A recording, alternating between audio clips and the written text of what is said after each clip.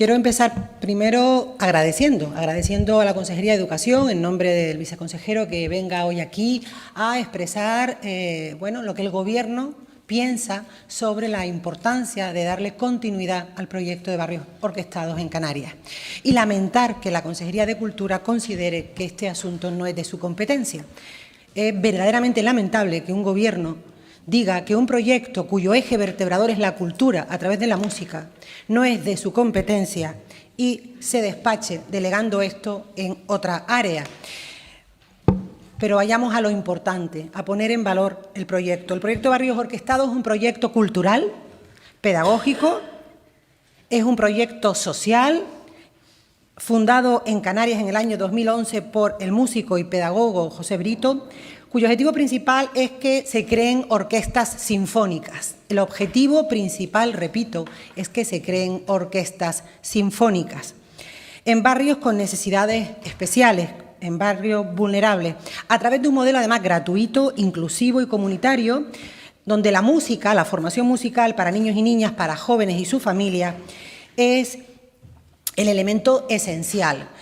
Este proyecto, que ha tenido un éxito profundo, que tengo el honor de poder hablar de él en primera persona, porque en nuestro municipio, en Telde, a través de este proyecto, se ha llevado la música a un barrio que, por sus condiciones de vulnerabilidad, así lo requería, como es Ginamar.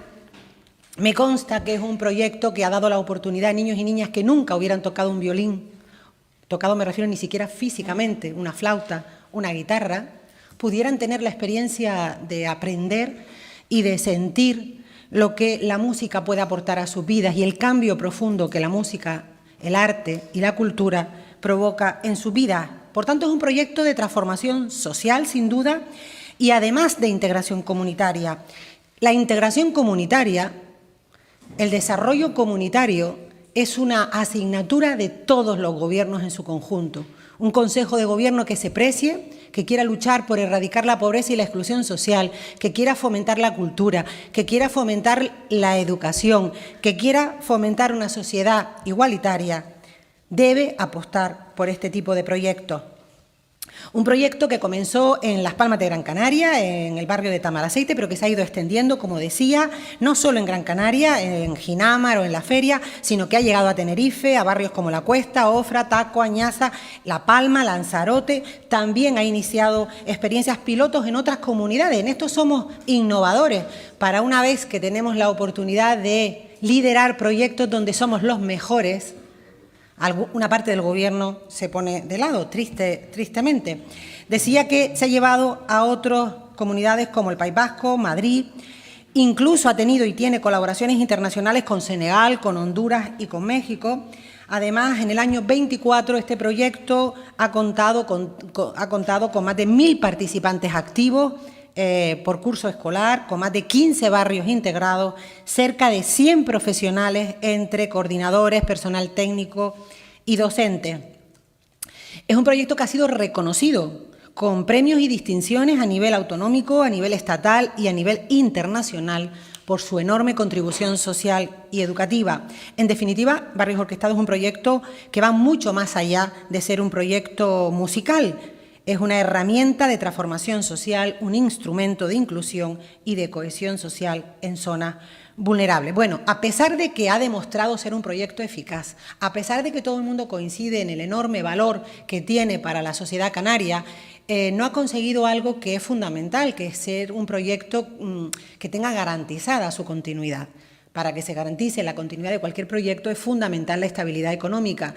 Y, por tanto, la comparecencia de hoy tenía dos objetivos: saber la valoración que hacía la Consejería de Cultura, qué valoración le daba a este proyecto, si le parecía bueno o si le parecía que era importante que continuara, y luego si el Gobierno quería apostar por su continuidad. Por cierto, no nombramos el tema financiero. Alguien ha interpretado que el tema financiero está aquí. Evidentemente es inherente cuando hablamos de compromiso, pero hablamos de compromiso de Gobierno, porque la financiación puede salir de fondos españoles, pero también podría autonómicos, pero también podría salir de fondos europeos, porque, como diré en mi segunda intervención, este proyecto conecta perfectamente con la estrategia europea o con la Agenda Europea 2030 y, por tanto, tiene todos los elementos para ser también cofinanciado por Europa. Por tanto, esa primera intervención sobre el compromiso, sobre la valoración del proyecto y el compromiso del Gobierno. Gracias. Yo quiero empezar esta segunda parte, primero agradeciendo al promotor, a la persona que puso en marcha el proyecto, al visionario, diría yo, a José Brito, por esta visión innovadora de lo que significa la cultura y de lo que significa el desarrollo integral del ser humano. Hoy se ha escenificado aquí que tenemos un Gobierno que tiene una visión de la gestión de lo público absolutamente tecnocrática, de departamentos estancos, donde como eso el dinero lo gestiona educación, pues promover un proyecto de desarrollo cultural es un problema de educación. No, miren, Canarias es una sola y los canarios y las canarias son uno solo y el desarrollo integral del niño es uno solo o de la niña. Y un Gobierno debe comprometerse con el desarrollo integral de su comunidad. Que este proyecto se vertebra sobre un eje que es la cultura es innegable. Luego el Gobierno busca la fórmula administrativa, que es lo que se ha escenificado hoy aquí, para gestionar la subvención. Pero no estamos hablando de fórmulas administrativas. Esta comparecencia se presenta no por error a la Consejería de Cultura. Quería conocer, mi grupo parlamentario quería conocer qué valoración hace la Consejería de Cultura, la consejera, sobre el proyecto Barrios Orquestados. Y la Consejería, que por cierto este Gobierno ya es la segunda vez, yo nunca he visto esto antes en este Parlamento, es decir, que un consejero se niegue a hablar de un asunto que es su competencia porque también es competencia de otro. Bueno, claro, hay temas que son transversales. Hay temas que son transversales. También podría estar aquí la consejera de Servicios Sociales. ¿Por qué? Porque este es un proyecto de inclusión, pero alguien tiene que hablar en nombre del Gobierno. Pues si el eje vertebrador es la cultura, parece razonable que, aunque administrativamente la subvención se la dé Educación, pues la Consejería de Cultura, en nombre del Gobierno, nos hubiera dicho qué valoración le da al proyecto, que además es una valoración positiva, y hemos oído al viceconsejero, a quien le agradezco de nuevo su comparecencia, y además que haya verbalizado hoy aquí que la Consejería de Educación tiene un compromiso con este proyecto y con la continuidad del mismo. A mí me gustaría haber escuchado que el Gobierno completo tiene ese compromiso y, por tanto, la Consejería de Cultura. Habrá una proposición no de ley en el Pleno donde vamos a hablar de este compromiso de Gobierno, porque pedimos dos cosas: la continuidad con la estabilidad económica, es decir, que haya una línea financiera. A mí me da igual después quién la gestione, quién maneje los papeles para transferir la subvención. Lo importante es si el Gobierno se va a comprometer que Barrios Orquestados continúe en Canarias. Y la segunda cuestión es un plan de inclusión social a través de la cultura. Utilizar la música y la cultura como elemento de lucha contra la pobreza y la exclusión social es algo que, como decía antes, tiene el respaldo del Alto Comisionado de la Unión Europea, porque existe ya literatura científica, experiencia sociológica, trayectoria, y en Canarias además lo hemos experimentado, de que la cultura, la música, es una potente herramienta de transformación social y de inclusión social. Y en Canarias esto no es un tema baladí. En Canarias todos hemos coincidido que tenemos un problema crónico con la pobreza y la exclusión social. En Canarias, nuestros niveles de pobreza y exclusión social están siempre por encima de la media.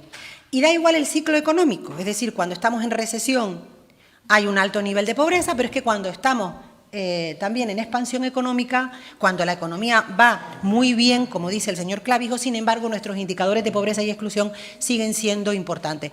¿Qué dicen todos los expertos y todos los que de alguna manera, por nuestra labor profesional, hemos trabajado con esos entornos de falta de oportunidades? Que la pobreza es multicausal, que la causa estructural de la pobreza tiene que ver con la falta de acceso a la educación en igualdad de condiciones, con la falta de acceso a la cultura en igualdad de condiciones, con una educación infantil de 0 a 3 años temprana de calidad, con una igualdad de condiciones socioeconómicas. Es que no es lo mismo que un niño de 3 años en una familia pueda ir a una escuela de música, pueda recibir una atención temprana de calidad, pueda comer de manera sana todos los días, pueda recibir estimulación temprana, a un niño que desde la cuna está condenado a vivir en un entorno donde su familia tiene serias dificultades para llegar a fin de mes y, por supuesto, nunca va a haber un violín, nunca va a haber una guitarra, o donde su familia tiene serios problemas para alimentar a su hijo o para pagar el alquiler. A mí me resulta, la verdad, que lamentable también tener que escuchar aquí, a ver si los niños devuelven el instrumento. Es decir, es que es un nivel esto aquí. Es decir, a ver si los niños devuelven el instrumento. Ese es el problema. Lo digo por alguna intervención. No, miren, nuestros niños y niñas, afortunadamente, de las familias canarias, desarrollan a través de este proyecto otros valores que tienen que ver con la responsabilidad, con la disciplina, con el trabajo en equipo y con el desarrollo comunitario. Insisto, este es un proyecto de gobierno, este es un proyecto que lo debe abanderar un gobierno, que debe estar liderado por el área de cultura y financiado de manera estable por el área de cultura, que si luego se ponen de acuerdo el resto de las consejerías para contribuir, genial, pero creo que Cultura debería implicarse en este proyecto porque es un proyecto, como digo, de alto interés para los niños y niñas de Canarias. Canarias además tiene barrios especialmente deprimidos, social, educativa y culturalmente, lo sabemos. Otras comunidades autónomas que tienen esta realidad, y estoy en este momento pensando en Cataluña, han desarrollado desde hace mucho tiempo proyectos integrales.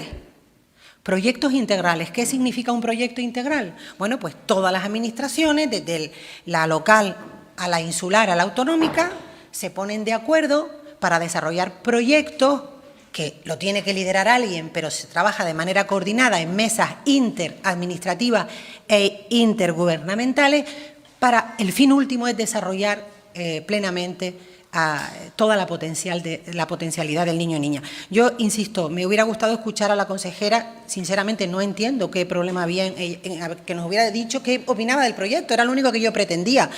Segunda parte de la comparecencia, lo que buscaba saber es si el Gobierno se iba a comprometer con su continuidad. Ni siquiera hablábamos del tema económico, que sería el segundo paso, sino de remover los obstáculos y de comprometerse a su continuidad.